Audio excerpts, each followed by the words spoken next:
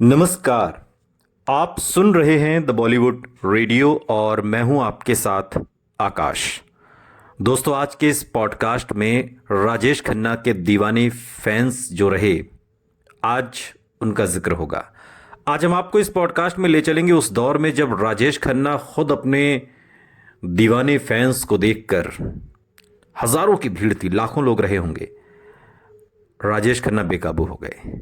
ये वो दौर था जब राजेश खन्ना के सितारे बुलंदी पर थे। आज उस दौर का चित्रण हम शब्दों के जरिए बयां करेंगे और आप उस दौर को महसूस कीजिए। उस दौर में चलिए जब राजेश खन्ना सुपरस्टार थे, one and only the Rajesh Khanna. उस दौर में राजेश खन्ना के प्रति इस मास हिस्टीरिया के गवाह रहे फिल्म पत्रकार मनोजीत लाहिरी एक इंटरव्यू में लिखते हैं कि मैं सिर्फ इतना ही कह सकता हूं कि राजेश खन्ना की लहर का अनुभव करने वाले ही उनके असर को समझ सकते हैं। उनकी लोकप्रियता वाकई अविश्वसनीय थी।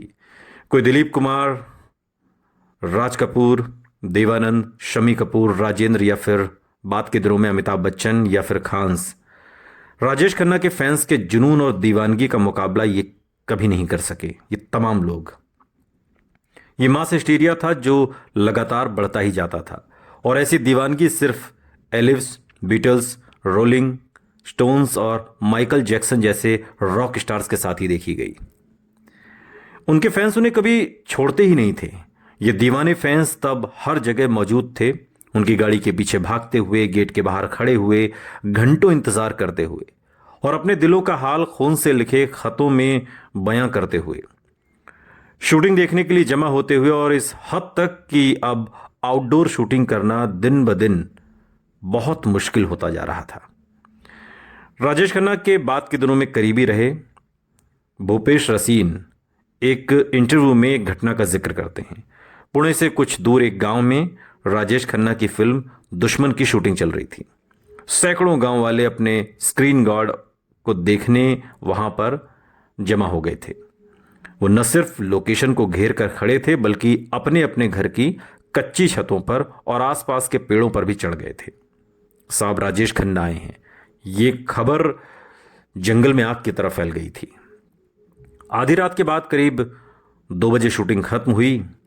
तभी सबने देखा कि पूरा गांव एक हुजूम में राजेश खन्ना की तरफ बढ़ा चला आ रहा है।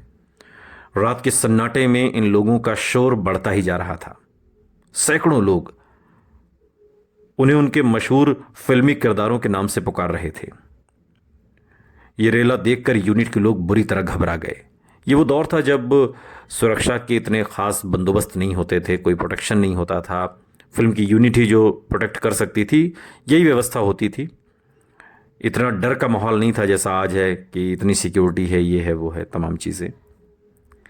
लेकिन सैकड़ों लोग एक साथ बढ़ रहे थे और राजेश खन्ना का नाम पुकार रहे थे। ये रेला देखकर यूनिट के लोग बुरी तरह डर गए। गांव में सुरक्षा का कोई खास बंदोबस्त नहीं था। इससे पहले कि कोई कुछ कर पाता, भीड़ ने जोर जोर से उनका नाम पुकारते हुए उन्हें घेर लिया। और ये भीड़ उन्हें करीब से देखना चाहती थी, राजेश खन्ना को छूना चाहती थी। जिस सुपरस्टार को अब तक उन्होंने सिर्फ पर्दे पर देखा था, आज वो साक्षात दर्शन के लिए यहां पर मौजूद था। अब शुरुआत में तो ये सब देखकर राजेश खन्ना बहुत खुश थे, लेकिन जैसे ही उन्हें एहसास हुआ कि लोग अपने दीवानेपन में उन्हें जबरदस्ती पकड़ रहे हैं, धक्का दे रहे हैं, उनके कपड़े तक फाड़ रहे हैं, वो अचानक घबरा गए और उन्होंने मदद के लिए पुकार लगाने की कोशिश की। लेकिन लोगों के शोर में उनकी आवाज वहीं पर दब गई और ये खींचतान कुछ मिनटों तक यूं ही चलती रही। राजेश खन्ना उसी में फंसे रहे। और ऐसे वक्त में फिल्म की हीरोइन मुमताज, जो दुश्मन में राजेश खन्ना की को स्टार थी, वो फटाफट जैसे ही उनकी नजर पड़ी, वो आगे बढ़ी और भीड़ में घुसकर भीड़ को लगभग चीरते हुए किसी तरीके से राजेश खन्ना को खींचकर बाहर लेकर आई। और जब मुमताज राजेश खन्ना को बाहर लाई तो उनके बाल बिखरे हुए थे, कमीज बिल्कुल फटी हुई थी। मुमताज जानती थी कि गांव वालों ने ऐसा इसलिए नहीं किया कि वो राजेश खन्ना को कोई नुकसान पहुंचाना चाहते थे। वो तो बस अपने चहेते स्टार को छूना चाहते थे। और ये बहुत अजीब था, लेकिन ये उनके फैंस के प्रति उनकी दीवानगी और प्यार था।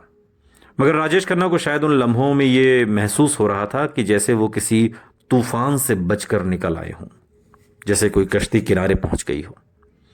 स्टारडम का ये चेहरा उन्होंने पहली बार करीब से देखा था, बिल्कुल जमीन पर उतरकर। राजेश खन्ना के बेमिसाल सुपरस्टारडम को देखते हुए उस दौर में फिल्म इंडस्ट्री में राजेश खन्ना को लेकर एक डायलॉग बहुत मशहूर हो गया था, ऊपर आका नीचे काका। आका यानी भगवान और काका यानी राजेश खन्ना। राजेश खन्ना से पहले या बाद में ऐसे लफ्ज किसी भी दूसरे स्टार के लिए कभी नहीं बोले गए थे। मुंबई के विले पार्ले में मिठीबाई कॉलेज में राजेश खन्ना की फिल्म की शूटिंग चल रही थी। कॉलेज के बाहर बैठे एक भिखारी ने देखा कि सुपरस्टार की एक झलक के लिए हजारों लोग जमा हैं, तो उसे एक नई तरकीब सूझी और ये किस्सा उस दौर की फिल्म पत्रिकाओं में बहुत छपा था। उस भिखारी को एक तरकीब सूझी कि भगवान के नाम पर भीख मांगने की बजाय वो उस रोज राजेश खन्ना के नाम पर भीख मांगने लगा कि राजेश खन्ना के नाम पर दे दे रे बाबा, राजेश खन्ना के नाम पर दे दे। और अंदर शूटिंग कर रहे राजेश खन्ना को शायद खबर भी नहीं थी कि आज जाने अनजाने उनका रुतबा कहां पहुंच गया है। वो फिल्म इंडस्ट्री के भगवान थे। अब क्या बनना बाकी बचा था, ये बात बिल्कुल समझ से परे थी। 70 के दशक के ये वो दिन थे जब बिनाका एक मशहूर टूथपेस्ट का ब्रांड था। रेडियो सिलोन से प्रसारित होने वाला हिंदी फिल्मी गीतों का countdown show Binaca Geetmala radio का सबसे मशहूर शो हुआ करता था और इसके जाने माने होस्ट थे अमीन सयानी। राजेश खन्ना के जादू से यह शो भी अछूता नहीं था। जिस समय उनका सुपरस्टारडम चरम पर था, अक्सर टॉप 5 में से 1-2 गाने राजेश खन्ना की फिल्मों के होने लगे थे। 1970 में फिल्म दो रास्ते का बिंदिया चमकेगी और 1971 में अंदाज का जिंदगी एक सफर है सुहाना साल के टॉप गाने रहे। और अमीन सयानी का तो एक खास स्टाइल था, वो बोलते थे, जी हां भाइयों और बहनों, पहले और दूसरे दोनों पायदान पर राजेश खन्ना के गीत हैं। अमीन सयानी के खास अंदाज को बयां करते हुए उनके शो की एक फैन ने कुछ इस तरह उस दौर को बाद के दिनों में एक इंटरव्यू में याद किया। इस शो के माध्यम से राजेश खन्ना की फिल्मों के गीतों की गूंज अब सरहद पार तक पहुंचती थी। 1965 के भारत पाकिस्तान युद्ध के बाद में भारतीय फिल्में पाकिस्तान में बैन कर दी गईं। 1971 में भारत और पाकिस्तान के बीच दूसरा युद्ध हुआ, जिसमें दोनों के रिश्तों में और ज्यादा खटास आ गई। युद्ध में भारत की विजय के साथ ही बांग्लादेश का जन्म हुआ था। भारत की तत्कालीन प्रधानमंत्री इंदिरा गांधी दूसरी बार सत्ता में आई थी और विजय का सेहरा उनके सिर पर बंधा था। इंदिरा गांधी के करिश्माई व्यक्तित्व को दुनिया भर में मीडिया कवर कर रहा था। 1971 में मराठी कवि दिलीप चित्रे ने राजेश खन्ना की कामयाबी को परिभाषित करते हुए लिखा, अगर भारत में कोई ऐसा व्यक्ति है जिसका आकर्षण, जिसका जो कहते हैं ना रुतबा जमीन पर लोगों के बीच लोकप्रियता के स्तर पर प्रधानमंत्री से भी ज्यादा है, तो वो है राजेश खन्ना। क्वेस्ट पत्रिका में छपे इस निबंध the charisma of Rajesh Khanna ने एक तरह से उस दौर में भारत की 2 सबसे मशहूर शख्सियतों में से को एक ही पायदान पर लाकर रख दिया था, यानी इंदिरा गांधी और राजेश खन्ना। दिलीप चित्रे ने बाद के दिनों में लिखा कि लाखों भारतीय सिनेमा हॉल्स में घंटों तक ये देखने के लिए लाइन लगाते हैं कि कैसे राजेश खन्ना अपनी मुस्कान से उसका दिल जीतेंगे, कैसे वो शराब पीकर झूमेंगे, कैसे वो अपना गुस्सा दिखाएंगे, कैसे फुसफुसा कर उनसे प्यार के बोल कह जाएंगे या फिर कोई खूबसूरत गीत गुनगुनाने लगेंगे। और इसी निबंध को बाद में इस जो ये इंटरव्यू था, इसे बंबई यूनिवर्सिटी के पाठ्यक्रम में भी रखा गया था, सिलेबस में। इसी साल एक और घटना हुई। उस जमाने में बेंगलोर में राज्य सरकार की स्टेट लॉटरी हुआ करती थी। राजेश खन्ना की लोकप्रियता को देखते हुए सरकार को लगा कि अगर लॉटरी का लकी नंबर राजेश खन्ना के हाथों से निकलवाया जाए तो वो लॉटरी को अच्छा प्रमोशन होगा। लकी नंबर निकालने का पूरा आयोजन विधानसभा के पास मैदान में किया गया। अगर आप बेंगलोर गए हों तो वहाँ एक बड़ा सा मैदान है वो विधानसभा के बाहर। और उस दिन राजेश खन्ना ने अपने साथ लेखक जावेद अख्तर को भी साथ ले लिया ताकि सफ़र भी कट जाए और सफ़र करते समय कुछ स्क्रिप्ट पर चर्चा भी हो जाएगी। लेकिन जैसे ही राजेश खन्ना उस मैदान में पहुंचे, वहां का माहौल देखकर वो सन्न रह गए।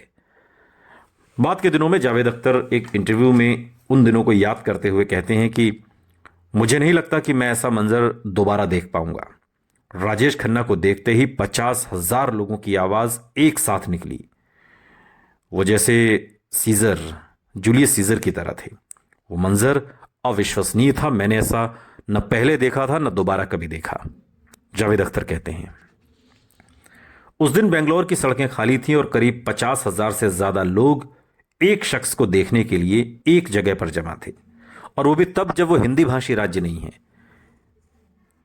मानो राजा के सामने हाजिरी लगाने उसके दरबारी आए हों, कुछ इस तरह का मंजर था। दूर दूर तक जमा भीड़ में सिर्फ लोगों के सिर नजर आ रहे थे। ये राजेश खन्ना के सुपरस्टारडम की अब तक की सबसे बड़ी नुमाइश थी। और उस दिन को याद करते हुए राजेश खन्ना ने बाद के दिनों में एक इंटरव्यू में कहा था कि मुझे लगा कि मैं भगवान के बराबर खड़ा हो गया हूं। मुझे अभी भी वो लम्हा याद है जब पहली बार मुझे एहसास हुआ कि कामयाबी कितनी अद्भुत हो सकती है। ये आपको हिलाकर रख देती है, जैसे आप इंसान हैं ही नहीं। और ये सब कुछ तब हुआ जब राजेश खन्ना 30 साल के भी नहीं थे। ये अंदाज के फौरन बाद हुआ था और बेंगलोर की विधानसभा में लॉटरी ड्रॉ था। राजेश खन्ना आगे कहते हैं कि मुझे याद है कि 10 मील तक सिर्फ लोगों के सिर के अलावा कुछ भी नजर नहीं आ रहा था, और इतने लोगों की आवाज एक साथ गूंज रही थी, और ऐसा लग रहा था जैसे पुराने रोमन साम्राज्य का कोई स्टेडियम हो। वो मंजर देखकर मैं बच्चों की तरह रो पड़ा था, और मुझे जावेद अख्तर चुप कराने में लगे हुए थे। बेंगलोर में घटी यही वो घटना थी जिसने सही मायने में राजेश खन्ना को अपने विराट स्टारडम से उनकी मुलाकात कराई। उस दिन खुद अपने जहन में उनका रुतबा कई गुना ज्यादा बढ़ गया था। उन पलों में शायद वो खुद को शोहरत की बुलंदी पर महसूस कर रहे थे। आखिरकार जज्बात संभालना मुश्किल हो गया और वो सारे जज्बात आंखों से बह निकले, और ये सब कुछ जावेद अख्तर के सामने हुआ था। आज के दौर में तो खैर पीआर मशीनरी होती है जो एक्टर्स को, उनको उनके पीआर को हैंडल करती है, उनकी सारे सोशल मीडिया को हैंडल करती है। उस दौर में तो ना सोशल मीडिया था, ना पीआर थी, ना कुछ भी नहीं था। जो था आपका अपना अभिनय था, जो आप उस अभिनय के सहारे आप लोगों के दिलों में जगह बनाते थे। आज तो पीआर मशीनरी है, एक्टर्स को स्टार बनाने की कोशिश में लगी रहती है, सब कुछ मैनेज किया जाता है। मगर उस दौर में राजेश खन्ना के लिए लोगों का दीवानापन किसी पीआर मशीनरी के दिन नहीं था। राइटर सिद्धार्थ भाटिया बाद के दिनों में कहते हैं कि वो बहुत ही मासूमियत का दौर था। आज का स्टारडम स्टेज मैनेज होता है, लेकिन वो स्वाभाविक और रफ्तार से फैला था, और बिना किसी बाहरी मदद के उन्होंने फैंस का जैसे एक पंथ शुरू कर दिया था। ये शायद सच था, क्योंकि जिन लड़कियों ने उन्हें अपने खून से खत लिखे थे वो किसी ब्रेकिंग न्यूज के लिए स्टंट नहीं कर रही थी आज के दौर की तरह। ये पूरा दीवानापन जैसे किसी सामूहिक सम्मोहन का शिकार हो गया था। यूं लगता था कि राजेश खन्ना के अलावा तो कोई है ही नहीं फिल्म इंडस्ट्री में। और इस दीवानेपन के गवाह उस दौर में फिल्म इंडस्ट्री के कई अभिनेता रहे। और अपने इस इंटरव्यू में अभिनेता नवीन निश्चल बाद के दिनों में कहते हैं एक इंटरव्यू में कि यकीन कीजिए कि जिस तरह का सामूहिक उन्माद या मास हिस्टीरिया राजेश खन्ना ने जगाया था, मुझे नहीं लगता कि अमिताभ भी वैसा कर पाए हैं। और मैं आज उस बात का गवाह रहा हूं। ये नवीन निश्चल के निधन से पहले का इंटरव्यू है। वो कहते हैं कि मैं आज इस बात का गवाह रहा हूं कि मैं एक शादी के रिसेप्शन में ताज होटल जा रहा था, और जब मैं अंदर जा रहा था तो काका बाहर आ रहे थे, और हम एक दूसरे के करीब से गुजरे, और तभी मैंने वो विलक्षण दृश्य देखा। मैंने देखा कि काका आगे आगे काका हैं, और लोगों की बहुत भारी भीड़ बस उनके पीछे पीछे चल रही है, कुछ बोल नहीं, सिर्फ चले जा रही है उनके पीछे पीछे, जैसे कोई मंत्र मार दिया गया हो किसी पर। और ये न भूलने वाला मंजर था। उसे याद करके आज भी मेरे रोंगटे खड़े हो जाते हैं। ये नवीन निश्चल ने निधन से पहले एक इंटरव्यू दिया था, उसमें इस बात का जिक्र है। और ये तूफान सिर्फ बाहर ही नहीं था, कामयाबी की ये आंधी उन्हें जैसे अपने साथ उड़ाकर ले जा रही थी, और इस कामयाबी ने उनकी जिंदगी को पूरी तरह बदल कर रख दिया था। जिंदगी की लगाम उन्हें अक्सर अपने हाथों से छूटती नजर आती थी। उसी दौर में दिए अपने एक इंटरव्यू में राजेश खन्ना ने कहा कि किसी फिल्म के प्रीमियर पर 10 कारों में 10 स्टार्स आते थे, लेकिन जब मेरी कार पहुंचती थी तो मास हिस्टीरिया जैसा मंजर हो जाता था। मैं खुद अपने सुपरस्टारडम से डर गया था। अपने अंदर की इस हलचल को काबू में करना मुश्किल होता जा रहा था। ये चीजें राजेश खन्ना को बदल रही थीं और इन कामयाबी के बाद राजेश खन्ना में आए बदलावों पर बात करते हुए बाद के दिनों में सलीम खान एक इंटरव्यू में कहते हैं, सलीम जावेद की जोड़ी के सलीम खान, सलमान खान के पिता, आपकी पूरी लाइफ चेंज हो गई है। आपके लिए लोगों का नजरिया बदल गया। आपकी एक झलक के लिए भीड़ आपके पीछे भाग रही है। फैंस दीवाने होकर कपड़े तक फाड़ रहे हैं। कैसे मुमकिन है कि आप में बदलाव ना आए? कई लोगों को ऐसे हालात जिंदगी में हम्बल होना सिखाते हैं, तो कई लोग कामयाबी को संभाल ही नहीं पाते। बदलाव अच्छा भी हो सकता है और बुरा भी, लेकिन बदलाव आना तय है। बदलाव नहीं आएगा ये तो हो ही नहीं सकता। अपने अंदर आए बदलावों को शायद राजेश खन्ना भी महसूस करने लगे थे। उनकी कामयाबी के बारे में पत्रकार मालविका सिंघवी एक जगह लिखती हैं कि यह सफलता इतनी मादक थी कि बड़े से बड़े संत में भी अहंकार पैदा कर दे। हर रोज फैंस की आंखों में उन्हें अपना अक्स नजर आता। हर पत्रिका में उनके उनके किस्से लिखे रहते, किस्सों से भरी रहती मैगजीन्स। उनकी उम्र भी ज्यादा नहीं थी और कामयाबी बेहद जल्द और अप्रत्याशित तरीके से आई थी। और इस तरह की करिश्माई कामयाबी के बाद असली जिंदगी में उनका बर्ताव ज्यादा से ज्यादा फिल्मी और मेलो ड्रामेटिक होता गया और ऐसा लगने लगा कि जैसे वो अपनी असली जिंदगी में सुपरस्टार राजेश खन्ना का रोल निभा रही हैं। जावेद अख्तर बाद के दिनों में एक इंटरव्यू में कहते हैं, मैं कह नहीं सकता कि वो एक सुपरस्टार की तरह बर्ताव करते थे या नहीं, क्योंकि उनके जैसा तो पहले कभी कोई हुआ ही नहीं था। वो अपने आप में एक ओरिजिनल थे। उनका कद बहुत बढ़ गया था और उनको लेकर अजीब सा दीवानापन था। इसमें आप उनको दोष नहीं दे सकते, ये दौर ही कुछ ऐसा था। सलीम खान बाद के दिनों में बताते हैं कि एक बार एक फिल्म पत्रिका ने अभिनेता संजीव कुमार पर एक स्टोरी की। संजीव कुमार के साथ राजेश खन्ना की कोल्ड वॉर की खबरें उन दिनों अक्सर आती रहती थीं और इस कवर स्टोरी में संजीव कुमार की तारीफ करते हुए उन्हें एक सीरियस एक्टर बताया गया था। फिल्म इंडस्ट्री की कई हस्तियों के साथ इसमें सलीम खान का भी इंटरव्यू था, जिसमें उन्होंने संजीव कुमार की तारीफ की थी। महबूब स्टूडियो में शूटिंग के बीच हुए ब्रेक के दौरान राजेश खन्ना की नज़र इस फिल्म मैगजीन पर ठहर गई। शायद उनके जहन में सवाल उठा कि इंडस्ट्री में टॉप पर कौन है, वो या संजीव कुमार। उन्होंने फौरन अपने ड्राइवर को सलीम खान को लाने उनके घर भेज दिया। सलीम खान कहते हैं कि जब मैं वहां पहुंचा तो वो बड़े स्टाइल से अपनी इंपोर्टेड कार के बोनट पर बैठे एक मैगजीन पढ़ रहे थे। सलीम खान उन दिनों को याद करते हुए बताते हैं, उन्होंने पत्रिका दिखाकर मुझसे पूछा, राजेश खन्ना ने सलीम खान से, ये आपने कहा है? इस सवाल पर सलीम खान ने हामी भरी। अब अगला सवाल आया, तो आप समझते हैं संजीव कुमार अच्छा एक्टर है? सलीम खान ने फिर से हाँ में सिर हिला दिया। राजेश खन्ना ने पूछा, और मैं, मेरे बारे में आपका क्या ख्याल है? सलीम खान हैरान थे कि बातचीत किस दिशा में जा रही है। मैगजीन की कवर स्टोरी संजीव कुमार के बारे में थी, उसमें राजेश खन्ना का जिक्र तक नहीं हुआ था। फिर उनके साथ ये पूछताछ क्यों हो रही थी, ये सलीम खान की समझ के परे था। जवाब के इंतजार में राजेश खन्ना की नजरें अब भी सलीम खान पर टिकी हुई थीं। उन्होंने फिर पूछा, तो क्या ख्याल है आपका, मैं अच्छा एक्टर हूं या नहीं? अब बारी सलीम खान की थी। सलीम खान ने कहा कि आप भी अच्छे एक्टर हैं। अगर वो मुझसे आपके बारे में पूछेंगे तो मैं आपकी भी तारीफ करूंगा।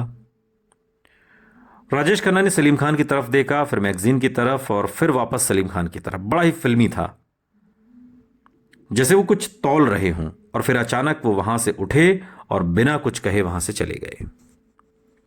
सलीम खान कुछ देर तक इस पूरी बातचीत के बारे में सोचते रहे और फिर वो भी वहां से अपने घर चले गए। और बाद के दिनों में बताते हैं कि मैं उनके घर के पास ही रहता था और हम लगभग रोज मिला करते थे तब। लेकिन इस वाक्य के बाद करीब 6 महीने तक राजेश खन्ना ने मुझसे बात तक नहीं की। सुनते रहिए द बॉलीवुड रेडियो, सुनता है सारा इंडिया।